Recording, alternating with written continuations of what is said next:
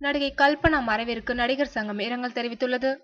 இது குறித்து நடிகர் சங்கம் எடுத்துள்ள இரங்கல் செய்தியில், சின்ன வீடு என்ற படத்தின் மூலம் நமக்கு அறிமுகமாகி தனது நடிப்பு திறமையால் இன்று வரை நம் எல்லோர் மனதிலும் தாய்மை உணர்வோடு நிறைந்துவிட்ட அவரை காலத்திடம் கொடுத்துவிட்டு கலங்கி நிற்கின்றோம்.